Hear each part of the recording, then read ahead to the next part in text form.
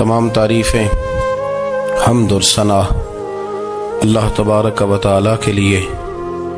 दुरूद सलाम नबी अकरम नूर मुजस्सम शफ़ी मुअज़्ज़म अहमद मुज्तबा जनाब हज़रत मुहम्मद मुस्तफ़ा सल्लल्लाहु ताला अलैहि वसल्लम की ज़ाते वाला सिफ़ात के लिए हम्द और सलात के बाद मुसलमान का ये अकीदा है कि हमारा खालिक अल्लाह है, हमारा मालिक अल्लाह, हमारा राज़िक अल्लाह। जब ये सारी चीज़ें, सारी अताएँ, सारी नेमतें अल्लाह की हैं तो फिर मुसलमान की सारी तवज्जो भी अल्लाह ही की जानिब होनी चाहिए। उसे कोशिश करनी चाहिए कि वो हर मामले में, हर मसले में, हर परेशानी में अपनी तवज्जो अपने रब करीम की जानिब मबजूल रखे। इंसान जब अपने इल्म पर भरोसा करने लगता है या अपनी अकल पर भरोसा करने लगता है या अपने ताल्लुकात पर भरोसा करने लगता है या अपनी दौलत पर, माल पर, सेहत पर, तो एक बहुत बड़े धोखे का शिकार हो जाता है। और इंसान जब इंसानों पर भरोसा करने लगता है तो फिर अल्लाह ताला उसे बाज़ौक़ात इंसानों के सुपुर्द कर देता है, इंसानों के सुपुर्द। और बहुत सारे ऐसे लोग भी होते हैं जो रब करीम को भूलते हैं और वो अपनी सारी तवज्जो इंसानों की तरफ, दुनिया की तरफ, दुनियादारों की तरफ कर लेते हैं। तो अल्लाह ताला फरमाता है फिर मैं उन्हें ये सज़ा देता हूँ कि वो मुझे भूलने निकले थे तो मैंने उन्हें उनका अपना आप भी भुला दिया, अपना आप भी। सूरह हश्र को देखिएगा, फरमाया वाला तकूनु कल्लज़ीना नसुल्लाह फ़अन्साहुम अनफुसहुम। उन लोगों की तरह न हो जाना जिन्होंने अल्लाह को भुला दिया तो अल्लाह ने फिर उन्हें उनका अपना आप भी भुला दिया। उन्हें अपनी भी होश नहीं रही, वो ऐसे मसाइल में घिर गए, वो ऐसी आजमाइशों में उलझ गए, वो ऐसी दुनियादारी के अंदर उलझे कि उन्हें अपना भी पता न चला। अब तो ढूंढता फिरता हूँ इकबाल अपने ही आप को, अब तो ढूंढता फिरता हूँ इकबाल अपने आप को, आप ही गोया मुसाफिर, आप ही मंजिल हूँ मैं।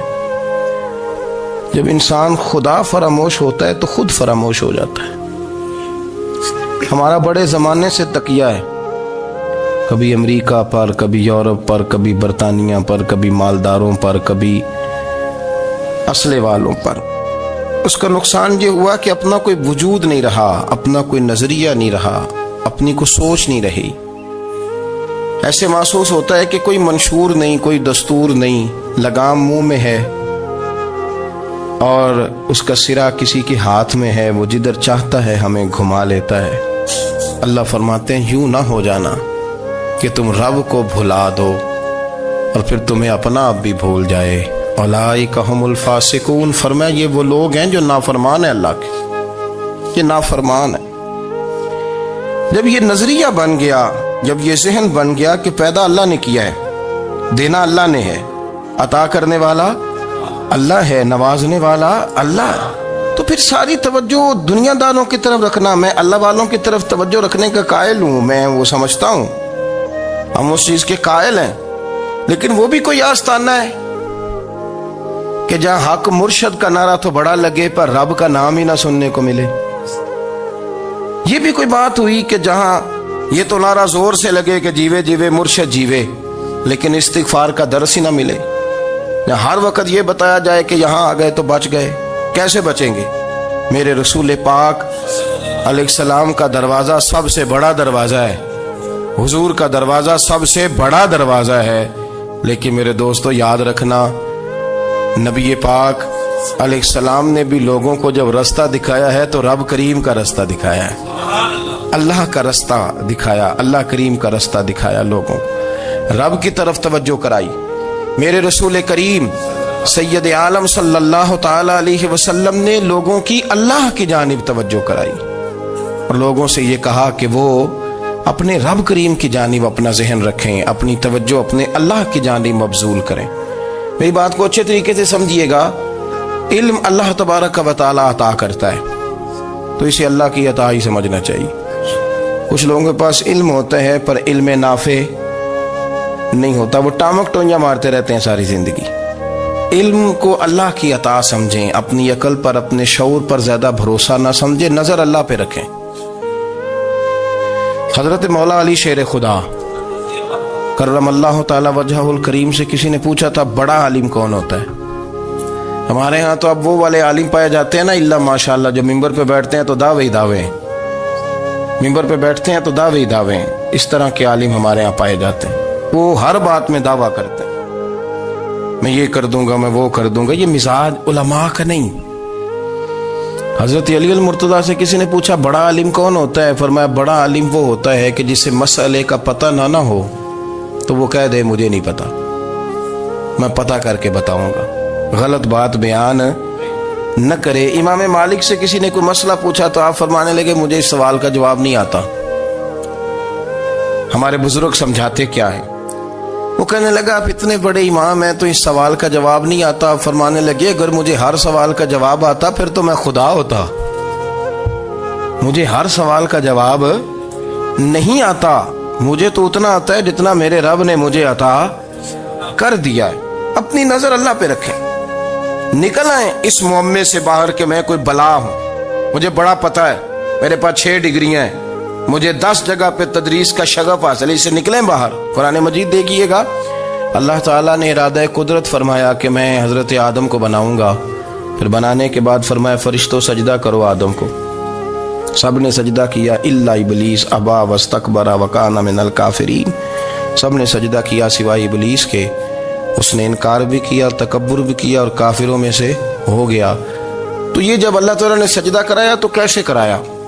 اللہ تبارک و تعالیٰ نے نا حضرت آدم کو علم سکھایا خود، وعلم آدم الاسماء کلہا، خود اللہ فرماتے ہیں کہ میں نے جناب آدم علیہ السلام کو تمام اشیاء کے نام سکھائے، سب اشیاء کے نام سکھائے۔ تو وہ چیزیں پھر میں نے نا، اللہ فرماتے ہیں میں نے فرشتوں پہ پیش کی، میں نے کہا کہ بتاؤ ان کے نام کیا ہے، تو فرشتوں نے جو جواب دیا ہے وہ سمجھنے والا ہے۔ اللہ نے چونکہ خود علم سکھایا تھا حضرت آدم کو، جناب آدم سکھایا تھا، لیکن فرشتوں کو نہیں سکھایا تھا۔ تو اللہ کریم نے فرمایا فرشتوں یہ بتاؤ ان چیزوں کے نام کیا ہیں؟ تو فرشتے کیا کہتے ہیں؟ فرشتے عرض کرتے ہیں قالوا سبحانک لا علم لنا۔ آپ کبھی یقین کریں اس چیز کی لذت لیں تو مزہ آ جائے۔ کہا قالوا سبحانک، کہنے لگے تو پاک ہے، قالوا سبحانک، کہنے لگے تو بھئی آدم علیہ السلام کو نام سکھا لیے، پھر فرشتوں کے سامنے وہ چیزیں پیش کر کے کہا ان چیزوں کے نام بتاؤ، تو فرشتے کیا کہتے ہیں؟ کہتے ہیں قالوا سبحانک، تو پاک ہے، لا علم لنا، ہمارے پاس کوئی علم نہیں، الا ما علمتنا، ہمیں تو اتنا پتہ ہے جتنا تو نے ہمیں سکھا دیا، ہمیں تو اتنا پتہ ہے جتنا تو نے ہمیں، لا علم لنا، ہمارے پاس کوئی علم نہیں ہے، اتنا ہی پتہ ہے جتنا تو نے ہمیں سکھا دیا ہے، اس سے زیادہ ہمارے پاس علم۔ اور یہ کیوں تو نے ہمیں جتنا سکھایا اتنا پتہ ہے؟ فرشتے یہ نہیں کہتے یا اللہ تو زیادہ سکھا، آدم کو دیا تو ہمیں بھی دے، یہ نہیں فرمایا، فرمایا انک انت العلیم الحکیم، اے اللہ تو علم والا بھی ہے اور حکمت والا بھی ہے، تجھے پتہ ہے کس کو کتنا دینا ہے، جتنا تو نے مناسب سمجھا جناب آدم کو دیا، اور جتنا تو نے بہتر سمجھا وہ تو نے ہمیں عطا فرمایا۔ تو اگر آپ کے پاس علم ہے، کہیں نالج ہے، اس کو اللہ کی عطا سمجھیں۔ ہمارے ہاں بہت سارے لوگ بن کے بیٹھ جاتے ہیں، میں اکثر کہتا ہوں کہ پھر وہ دعوے کرتے ہیں میرے علاقے والے جاہل ہیں، میرے شہر والے جاہل ہیں، میرے خاندان والے پڑھے نہیں، یہ آپ کا دعویٰ ہے، یہ آپ کو خراب کر دے گا۔ ہم نے بہت سارے ایسے لوگ دیکھے جو بہت بڑے عالم تھے، لیکن اللہ جب لینے پہ آیا تو عقل ہی لے گیا، شعور ہی چلا گیا، حافظے ختم ہو گئے۔ آپ دیکھتے ہیں بڑھاپے میں کچھ لوگ ایسے ہوتے ہیں کہ جن کو یہ بھی یاد نہیں رہتا کہ میرا نام کیا ہے، میں کہاں ہوں، مجھے کدھر جانا ہے۔ تو اس وقت سے اللہ کی پناہ مانگیں اور اپنی نظر اپنے رب کریم کی جانب رکھیں، اللہ کی جانب اپنی نظر کو مبذول رکھیں۔ دوسری بات، علم کے بعد ایک چیز آتی ہے جس کا نام ہے ہدایت، جس کا نام ہے تقوی، جس کا نام ہے پرہیزگاری، جس کا نام ہے عمل، عبادت، ریاضت۔ یہ بھی اسی وقت ہی نصیب ہوتی ہے جب میرا رب کریم نصیب فرما دیتا ہے۔ ہم نے نا نیکی کا اپنا اپنا سٹیٹس بنا لیا ہے، اپنا اپنا معیار بنا لیا ہے۔ کچھ لوگ کہتے ہیں کہ جناب مسجد میں سیمنٹ کا توڑا دینے سے بہتر ہے کسی غریب کو آٹے کا تھیلا دے دو۔ اب اس نے اپنا مزاج بنا لیا نا نیکی کا، اس نے اپنا سٹیٹس بنا لیا۔ میرا یہ سوال ہے کہ نبی پاک صلی اللہ تعالی علیہ وسلم جب مدینہ شریف آئے تھے تو حضور نے سب سے پہلے غریبوں میں آٹا تقسیم کیا تھا کہ سب سے پہلے مسجد بنائی تھی؟ کیا عجیب لوگوں کا رنگ ہے، اپنی مرضی کی ہدایت، اپنی مرضی کا تقوی، اپنی مرضی کا معیار۔ مسجد کوئی بڑا چھوٹا خطیب بھی میری طرح کا ہو نا تو وہ مسجد میں بیٹھ کے جب نبی پاک کی بات کرتا ہے تو کہتا ہے میرے رسول پاک غریبوں کا سہارا بن کے آئے۔ وہ غریبوں کی بات کرتا ہے، مسکینوں کی، لاچاروں کی، کمزوروں کی بات۔ تو مسجد ہی تو وہ ادارہ ہے جہاں سے غریبوں کی بات ہو رہی۔ تو اب لوگوں نے غریب کو اور مسجد کو لڑانا شروع کر دیا، اس کو لڑاؤ کہ مسجد میں پیسے دینے سے بہتر ہے آپ غریب کو آٹے کا تھیلا دے دیں۔ آپ یہ کیوں نہیں کہتے کہ مسجد میں بھی آپ توڑا دیں ایک سیمنٹ کا اور ساتھ غریب کو بھی خدمت کریں؟ یہ کیوں نہیں تقویٰ؟ اپنی اپنی مرضی کا مزاج، اپنی اپنی۔ کچھ لوگ کہتے ہیں چھوڑو جی، ساری زندگی انسان نماز پڑھتا رہے اور پھر گالیاں بھی دیتا رہے، بندہ داڑھی بھی رکھ لے اور جھوٹ بولنا بھی نہ چھوڑے۔ تو یہ آپ نے اپنے پاس سے تقوی کا معیار بنایا ہے۔ گالی دینے کا گناہ ہے اور داڑھی رکھنے کا ثواب ہے۔ تو اگر آپ داڑھی رکھے ہوئے ہیں اور آپ کوئی غلطی کر رہے ہیں تو اس سے آپ کی داڑھی کا ثواب ختم، اللہ کرے آپ کو سمجھ آئے میری بات۔ آپ کوئی غلطی کر رہے ہیں، داڑھی کا ثواب اس سے ختم، وہ اپنی جگہ پہ قائم ہے چیز۔ اپنی مرضی کا کیوں تقوی کا معیار بناتے ہیں؟ تقوی کا مزاج اپنی مرضی کا نہ بناؤ۔ اللہ کی بارگاہ سے دعا مانگو کہ یا اللہ ہمیں ہدایت کا نور عطا فرما، اللہ تو ہمیں رستہ دکھا، تو بتا کہ ہدایت کیا ہے۔ تو رب فرماتا ہے اللہ ولی الذین آمنوا، اللہ مومنوں کا مددگار ہے، یخرجہم من الظلمات الی النور، وہ انہیں اندھیروں سے نکالتا ہے اور نور کی طرف روشنی عطا فرماتا ہے۔ اندھیروں سے نور کی طرف اللہ لاتا ہے۔ اللہ ولی، اللہ مومنوں کا ولی ہے، وہ انہیں اندھیروں سے نور کی طرف نکالتا ہے۔ ہدایت ہمیشہ اللہ کی طرف سے سمجھے۔ جب وہ نماز کی توفیق دیتا ہے تو اپنے فضل سے دیتا ہے، جب وہ ذکر کی توفیق دیتا ہے تو اپنے فضل سے۔ ہم سمجھتے ہو جی فلانا نہیں پڑھ رہا بڑا بیوقوف ہے، فلانا نہیں پڑھ رہا، تو تم کیا اپنی عقل کے زور پہ پڑھ رہا ہے؟ میں جی اللہ کے فضل سے 2 سپارے پڑھتا ہوں، تو کس پہ احسان کرتے تو 2 سپارے پڑھ کے رویا کر کہ اگر مالک تو بڑا قریب نہیں۔ بڑے لوگ ہیں جن کو پورا قرآن حفظ ہے پر انہیں پڑھنے کی توفیق نہیں، تو انہیں فضل کیا اور مجھے توفیق دے دی ہے پڑھنے۔ رویا کر، پڑھ کے رویا کر، راتی ساری کر کر زاری، وہ نیند اکھاں تھی توندے تے فجرے اوہی گناہگار کہاون سب تو نیوے ہوندے۔ مہربانی کریں، ڈریں، نیکی کریں تو پھر ڈریں، پھر احساس پیدا کریں، پھر اپنے اندر وہ کمزوری لائیں کہ توبہ توبہ مجھے تو پتہ ہی نہیں، تو جانتا ہی نہیں۔ حضرت سیدنا امام اعظم ابو حنیفہ رحمۃ اللہ تعالی علیہ کے ساتھ ایک شخص کہتا میں نے نماز پڑھی تو عشاء کی نماز تھی۔ یہ جو لوگ بڑے ہوتے ہیں نا،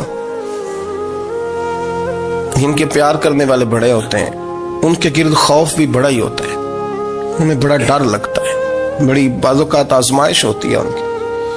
عشاء کی نماز کہتے پڑھی تو امام صاحب نے نا عشاء کی نماز میں تلاوت کی آیتیں فَمَن يَعْمَلْ مِثْقَالَ ذَرَّةٍ خَيْرًا يَرَهُ وَمَن يَعْمَلْ مِثْقَالَ ذَرَّةٍ شَرًّا يَرَهُ، فرمایا جو ذرہ برابر خیر کرے گا وہ بھی قیامت میں دیکھے گا، اور جو ذرہ برابر شر کرے گا وہ بھی قیامت میں اس شر کو دیکھے گا، اس کے سامنے آئے گا۔ تو وہ شخص کہتا ہے کہ سارے لوگ نماز پڑھ کے چلے گئے تو امام صاحب رحمۃ اللہ علیہ نے اپنی داڑھی پکڑی، رو رہے ہیں، کہتے ہیں وہ ذرہ برابر نیکی کا بدلہ دینے والے، وہ ذرہ برابر شر پہ سزا دینے والے میری سفید داڑھی کو دیکھ، مالک میرے ذرے ذرے سامنے نہ لانا، لوگ تو میری بڑی قدر کرتے ہیں دنیا، میں تو بڑا پہچانا جاتا ہوں، لوگ تو میری راہوں میں پھول لیے کھڑے ہوتے ہیں، مجھے بڑا نوازتے ہیں، قیامت میں رسوا نہ کر دینا، میرے لیے مشکل ہو جائے گی۔ وہ کہتے ہیں میں نے امام صاحب کا درد دیکھا، مجھے کوئی کام تھا تو میں چلا گیا، میں نے کہا کہ وہ اس وقت اللہ کے حضور حاضر ہیں تو میں دوبارہ آؤں گا۔ کہتے ہیں میں تہجد کا وقت آیا تو امام صاحب وہیں بیٹھے تھے، اور ان کی داڑھی آنسوؤں سے بھری ہوئی تھی اور زور سے داڑھی پکڑی ہوئی، کہنے لگے مالک رسوا نہ کر دے، قیامت میں رسوا نہ کر دے۔ یار جو ہدایت یافتہ لوگ تھے وہ تو ڈرے ہوئے تھے، وہ تو سہمے ہوئے تھے، وہ تو کہتے تھے یہ اس کا فضل نہیں، اس نے بلا لیا، یہ اس کا کرم نہیں۔ حضرت بایزید بستامی کسی کافر کو دیکھتا تو رو پڑتے، کہتے مالک تو کتنا قریب ہے، یہ بے ایمان رہ گیا، تو نے اپنے فضل سے مجھے اپنے نبی کا غلام بنا لیا۔ وہ رو پڑتے۔ یہاں تو لوگوں کا دعویٰ ہی بڑا ہے، نمازی اللہ خیر فرمائے وہ تو دوسروں کو گھورتا ہے، وہ کہتا ہے جنت کا میں مالک ہوں، کنجیاں میرے پاس ہیں، میں کسی اور کو گھسنے نہیں دوں گا۔ اور اگر 2-3 حج کر لے تو پھر تو وہ کہتا ہے کہ اب میرے سے پوچھ کے لوگ جنت میں جائیں گے معاذ اللہ۔ اور اگر وہ 2 4 5 7 دفعہ کوئی نفل پڑھ لے تو پھر وہ کہتا ہے چھوڑیں جی سارے لوگ بے عمل ہیں، میں اکیلا نیک ہوں۔ نہ ایسا کریں، اپنی توجہ اپنے رب پہ رکھیں، اپنی توجہ اپنے معین الملت والدین، عطائے رسول، ہند الولی، غریب نواز، خواجہ معین الدین چشتی، حضرت خواجہ اجمیر، شاہ اجمیر، شاہ اجمیر، والی ہندوستان۔ آخری عمر میں نا سارا دن روتے گزر جاتا، ساری رات روتے گزر جاتے، ذرا سی کوئی بات کرتا تو رو پڑتے، آنکھیں آنسوؤں سے بھری رہتی۔ کئی دفعہ اپنے بھی پریشان ہو جاتے ہیں نا کہ یار تو ایک بات کی جان ہی نہیں چھوڑ رہا۔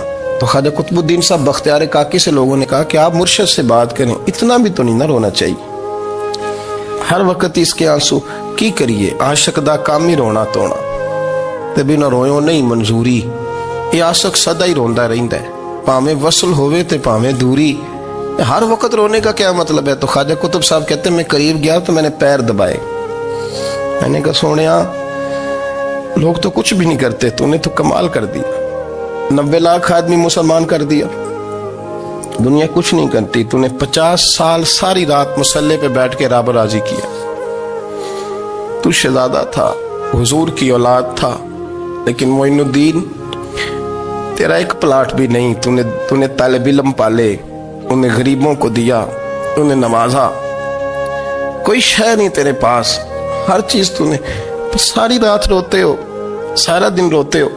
تو خواجہ قطب الدین صاحب کہتے ہیں میں نے جب عرض کیا تو خواجہ صاحب مجھے گلے لگا لیا، چیخ مار کے روئے، کہنے لگے قطب الدین پتر داڑھی سفید ہو گئی، جانے کا وقت آ گیا، جو تو نے نیکیاں گنوائی ہیں وہ ہیں صحیح میرے پاس، پر یار کی بارگاہ میں پیش کرنے کے قابل ایک بھی نہیں، ایک بھی نہیں۔ تو بارگاہ تو دیکھ کتنی بڑی ہے، رسول کریم کی بارگاہ میں پیش کرنے کے قابل ان میں سے ایک بھی نہیں، تو آستانہ دیکھ کتنا بڑا ہے، کیا پیش کروں گا، کیا عرض کروں گا حضور کی بارگاہ میں، کس طرح؟ وہ یار جو بڑے تھے وہ تو ڈرے ہوئے تھے، سہمے ہوئے تھے، وہ تو بڑی آزمائش میں تھے، لیکن میرا اور آپ کا رٹا 2 نمازیں پڑھ کے 6 نمازوں کا دعویٰ کرنا اور لمبی چوڑی کہانیاں بنانا اور اپنے منہ سے اپنی تعریفیں کرنا، اس سے تھوڑا باہر آئیں۔ رزق بھی میرا اللہ ہی دیتا ہے، علم بھی اللہ دیتا ہے، رزق بھی۔ بڑے بڑے فقیروں کو مالدار ہوتے دیکھا، بڑے بڑے مالداروں کو فقیر ہوتے دیکھا، بڑے بڑے، میرے ایک بڑا سخی قسم کا سجن ہے، بڑا پیارا ہے، میں اسے سخی مانتا ہوں، میں نے اپنی پریشانیوں کے دنوں میں بھی اس شخص کو سخی دیکھا۔ ایک دن رات کو مجھے ٹیلی فون کر کے کہنے لگا کدھر ہو؟ میں نے کہا میں گھر ہوں۔ نہیں اکثر سفر میں ہوتے ہو نا؟ میں نے کہا نہیں طبیعت کیسی ہے؟ ٹھیک ہے، بس حال چال پوچھنا تھا۔ میں نے سمجھا، میں نے کہا یار یہ کوئی مسئلہ ہے، ورنہ رات کے 2 بجے کوئی حال پوچھنے کو فون تو نہیں نہ کرتا، کوئی مطلب ایسا تو مسئلہ نہیں نا۔ تو میں نے بیک کال کی، میں نے کہا یار میری بات سن، مسئلہ کیا؟ کہ نہیں کچھ نہیں دل کر رہا تھا۔ میں نے کہا میری گل سن، رہے ہیں اسی 4-5 سال کٹھے، میں تین جاننا، اصل بات کر۔ کہنے لگا مکان بھی بڑا ہے، سارا کچھ ٹھیک ہے، پر وہ بڑا ہی بے نیاز ہے، کچھ حالات اس قسم کے آ گئے ہیں کہ لوگوں کو بتاؤں بھی تو لوگ ماننے کو تیار نہیں، زیادہ نہیں، مجھے نا تھوڑے سے پیسوں کی ضرورت ہے، کوئی 15-20 ہزار اگر مل جائیں، میری ضرورت۔ آپ یقین کریں میں روتا رہا ساری رات۔ میں نے کہا مہربانہ تیرا کس طرح کرانگے، اس سے لے کے زمانہ استعمال کرتا تھا، پر بے پرواہی ویکھ نہ سجڑ دی، جتھے کسے دی پیش نہ جاوے، انہیں تاجاں والے در در رولے تے منگتے ہیں تخت بٹھاوے۔ سجنا کسے نو کارا مل دئی، کوئی کعبے خالی آوے. واللہ خیر الرازقین. وہ کہتے تو دائیں بائیں نہ جا، رزق تو تجھے میں دوں گا، میں ہوں بہتر رزق دینے والا. بڑے بڑے بادشاہ، بڑے بڑے شہنشاہ، بڑے بڑے لوگ، ہاتھوں میں کاسے، فقیریاں. ام ربیعہ کہا کرتی تھیں، بڑی نیک اور صالح خاتون تھیں. وہ کہتی ہیں کہ میں نا بڑے امیر آدمی کی بیوی تھی، اپنے شوہر کے ساتھ چھت پہ بیٹھی تھی تو نیچے فقیر مانگنے والا آیا. اس نے بڑے درد سے صدا کی تو میں نے اپنے شوہر سے کہا کچھ دے دیں. کہا دفع کر، ان لوگوں نے دھندا بنایا ہوا ہے. کہتی میں میکے سے بھی بڑا مال لے کے آئی تھی، میرے ماں باپ بڑے امیر تھے تو میں نے نا چوری اپنے خامر سے نظر بچا کے باتھ روم جانے کے بہانے گئی اور نیچے جا کے 5 دینار میں نے اس فقیر کی ہتھیلی پہ رکھے. کہتے اس نے 5 دینار دیکھے، پھر میری طرف دیکھا تو میں نے اس کی آنکھوں میں آنسو چمکتے دیکھے. کہنے لگے بی بی رب تیرا بھلا کرے، میں 3 دنوں کا بھوکا ہوں. کہ وہ چلا گیا. میں گھر آ گئی، جب باہر آئی تو میرا شوہر کہنے لگا تو اتنی اب اتنی تو تیز ہو گئی ہے اور تو اتنی خود مختار ہو گیا، میرے بغیر پوچھے مال خرچ کرے گی، جا تجھے 3 طلاقیں. کہتی میں بالدار اور وزادار باپ کی بیٹی تھی، طلاق لے کے گھر آئی تو میرا باپ ٹوٹ گیا، چارپائی پہ چلا گیا. اوہو یہ کیا بن گیا. کہتی بڑی تکلیف رہی. 1-2 سال کے بعد میرے ابا نے میری شادی کر دی. اب جس شوہر کے پاس گئی وہ بڑا نیک تھا، پرہیزگار تھا، اللہ نے بہترین صلہ دیا. کہتی چھت پہ بیٹھی تھی، دروازے پہ فقیر آیا، میں نے شوہر سے کہا کچھ دے دوں. کہنے لگا 5 نہ دینا، 15 دینا، 20 دینا، میں فقیر ہوں، میں نے فقر سے دولت دیکھی ہے، اسے خالی نہ لوٹانا. کہتی ہے کہ میں نیچے گئی اور جب میں نے اس کی طرف دینار بڑھائے تو میری چیخ نکلی، پیسے پھینک کے میں بے ہوش ہو کے گری. میرا شوہر نے آ کے اٹھایا، اندر لے گیا، پانی منہ پہ چھڑکا. کہنے لگا تجھے کیا ہوا؟ کہنے لگے یہ جو مانگنے آیا یہ میرا پہلا شوہر تھا، وہی تھا جو کہتا تھا کہ تو 5 دینار دے آئیے، جا تجھے 3 طلاقیں. پڑھو نا حدیث پاک. میرے نبی پاک علیہ السلام نے فرمایا ایک بندہ گنجا تھا. گنجا کوئی ترتیب آگے پیچھے ہو جائے تو مفہوم کے لحاظ سے، لیکن میں مفہوم اس کا واضح کرتا ہوں. ایک گنجا تھا، کوئی شے نہیں تھی، سر پہ بال بھی نہیں تھے، رویا کرتا تھا. اللہ تعالیٰ نے فرشتے کو بھیجا، تجھے کیا چاہیے؟ تو کہنے لگا بال آ جائیں اور تھوڑا مال آ جائے. فرشتے نے ہاتھ پھیرا تو بال بھی آ گئے تو بکریاں بھی آ گئیں، لائنیں لگ گئیں، مال ہی مال ہو گئے. دوسرے کے پاس گیا، وہ کوڑا تھا، اس کو جا کے کہا کیا چاہیے؟ کہنے لگا شفا ہو جائے اور کچھ اللہ تعالیٰ آسانی کر دے. شفا بھی ہو گئی، گائیں بھی دے دی، بھینسیں بھی دے دی، مال ہی مال ہو. پھر ایک کے پاس گیا، وہ اندھا تھا، تجھے کیا چاہیے؟ اس نے کہا آنکھیں ملنے اور کچھ ساتھ اللہ مال دے دے. اونٹ ہی اونٹ ہو گئے. جب بڑا نواز دیا تو پھر مالک نے امتحان لینے کا ارادہ کیا. یاری تیری سونا ہے پر آزمائشاں بھی تیریاں اگ. آزمائشاں تیریاں، صحیح کہہ رہا ہوں، آزمائشاں تیریاں، یاری تیری سونا ہے پر آزمائشاں تیریاں. یہ سونا پرکھیا جامدائی پہلو نہ لگاں دے لگ. اللہ نے فرمایا آزمائش کرو. سب سے پہلے گنجے کے پاس آئے، اسے کہا اللہ کے رستے میں کچھ دیکھنے لگا، میرے خرچے ہی بڑے. دیکھو تو صحیح کتنی مشکل میں وقت گزارتا ہوں، حال ہی کوئی نہیں. تو اس نے کہا میں نے تو سنا ہے تو گنجا اور بھوکا ننگا تھا. کہنے لگا میں تو جدی پشتی رئیس اعظم ہوں، تو یہ کس پاگل نے کہا ہے بھاگ جا؟ اس نے کہا اچھا جیسے تو تھا ویسے ہی ہو جائے. کھیت کھلیان اجڑ گئے، پھر سے گنجا ہو گیا. حضور علیہ السلام فرمانے لگے، پھر وہ اس کے پاس گیا جو کوڑا تھا، اسے کہا کچھ دے. کہنے لگا خرچے ہی بڑے. اب پوچھ لیں کسی امیر آدمی سے، کہے گا چکی کے نیچے ہاتھ ہے میرا، میرے سے زیادہ تو پریشان بندہ ہی کوئی نہیں. کیا بتاؤں آپ کو، اتنا ٹیکس ہے، اتنا جرمانہ ہے، فلانی شے، بڑا کچھ گنواتے ہیں لوگ. اس نے کہا میں نے تو سنا تو پہلے کوڑا تھا. اس نے کہا اچھا دوڑ جا، میں تو رئیس اعظم ہوں، دادا بھی پردادا بھی اور ساری نسل ہی. اس نے کہا اچھا جیسے تو تھا ویسے ہی ہو جائے. پھر وہ گیا اندھے کے پاس اور جا کے کہا اللہ کے نام پہ کچھ دے. تو کہنے لگا رب کے نام پہ؟ یہ کھڑے ہیں اونٹ، جتنے تیرے دل کرے لے دا. اس نے کہا کیا معنی اس بات کا؟ کہنے لگا یار تجھے کیا بتاؤں، میں تو اندھا تھا، میں نے تو کبھی دنیا دیکھی نہیں تھی. پھر اس کریم نے فضل کیا تو مجھے بڑا کچھ دکھایا. میں کیا بتاؤں، میرا دل کر رہا ہے کہہ دوں کہ پھر اس نے کعبہ دکھایا، پھر اس نے روضہ رسول دکھایا،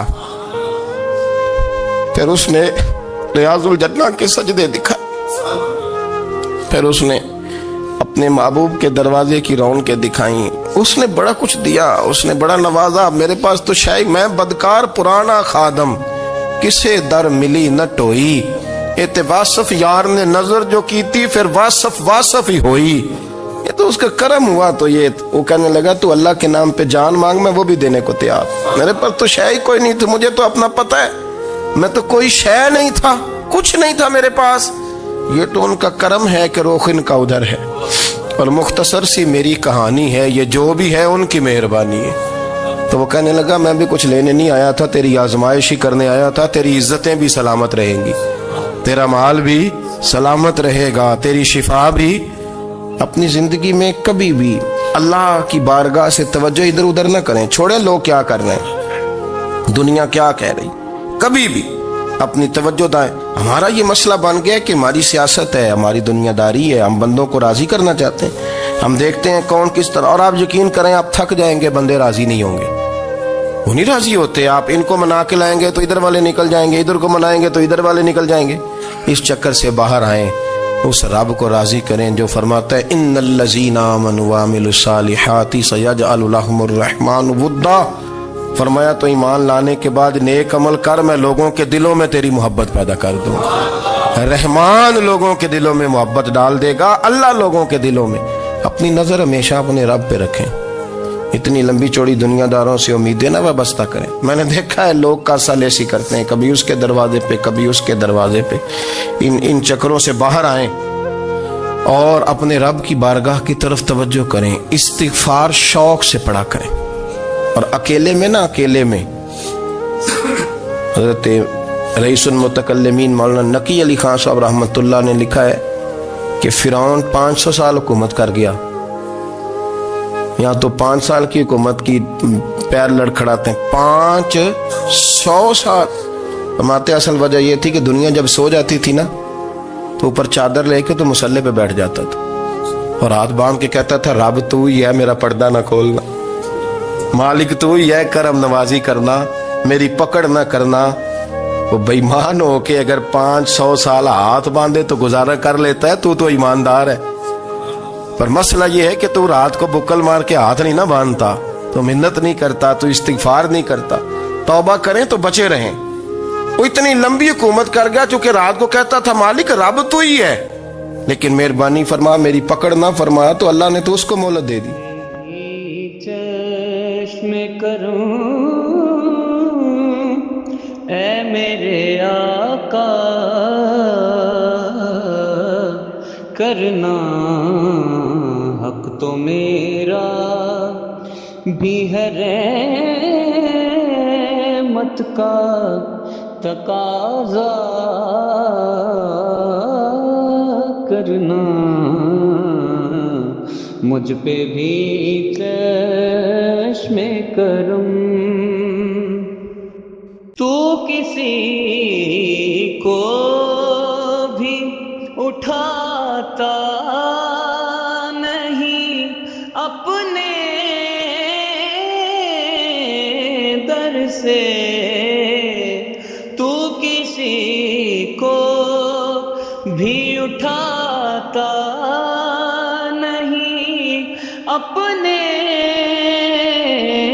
در سے، کہ تیری شان آقا، کہ تیری شان کے شایا نہیں ایسا کرنا، مجھ پہ بھی چشم کرم۔ یہ تیرا کام ہے اے آمنہ کے در یتیم، یہ تیرا کام ہے اے آمنہ کے در یتیم، ساری امت کی شفاعت تن تنہا کرنا، ساری امت کی شفاعت تن تنہا کرنا، مجھ پہ بھی چشم کرم